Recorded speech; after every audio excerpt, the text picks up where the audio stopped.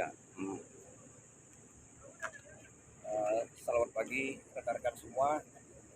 Di latar kita itu ada bukit yang dikenal dengan sebutan Bukit Tian. Tapi sesungguhnya itu bukanlah Bukit Tian. Pada masa lampau itu dikenal dengan sebutan Tanjung Gunung. Tanjung Gunung. Inilah kawasan wilayah Tanjung Gunung ketika Dipati Rahat mulai memerintah pada tahun 1820-an. Nah, kawasan ini adalah kawasan muara Sungai Curcuk yang pada masa itu kuala ini merupakan kuala yang meneluk yang luasnya luar biasa. Tapi sekarang tidak lagi karena ketika dia dikuruk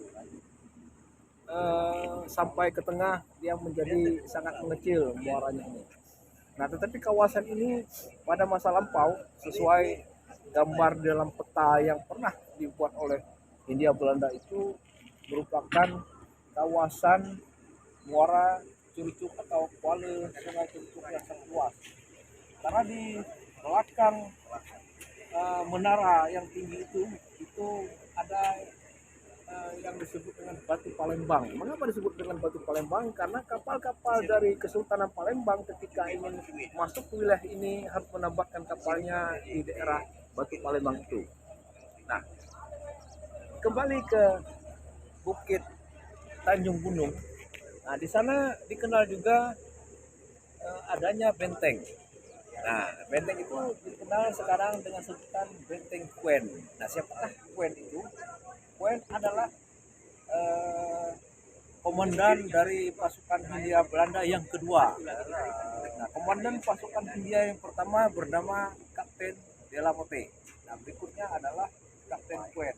Nah, Kapten Kuen pada masa asisten presiden yang pertama masuk Belitung, yaitu asisten presiden Birsa, itu pada tahun 1823 dia mendirikan benteng pertama di muara Sungai Curcuk. Nah, tetapi sebenarnya benteng Kuen ini bukan merupakan benteng pertama yang ada di Sungai Curcuk. Nah, benteng pertama yang ada di Sungai Curcuk adalah di hulu Sungai Curcuk. Itu dibangun oleh Kapten Delamotte. Nah, pada masa kedua tahun 1823 itu Birsa mengizinkan Kapten Kuen pembangunan benteng Kuen itu bahan-bahannya diambil dari bekas benteng Delamotte yang ada di muara Curcuk. Di Hulu Curcuk. Nah, benteng yang di Hulu Curcuk itu dibangun oleh Kapten Delamotte. Nah, dari bangunan-bangunan yang ditinggalkan oleh Kapten Delamotte kemudian bahan-bahannya disumbangkan untuk membangun benteng yang ada di Tanjung Gunung yang dikenal sekarang benteng Kapten Kuen. Nah, pada masa asisten presiden Birsa yang dikawal oleh Kapten Kuen itu, nah asisten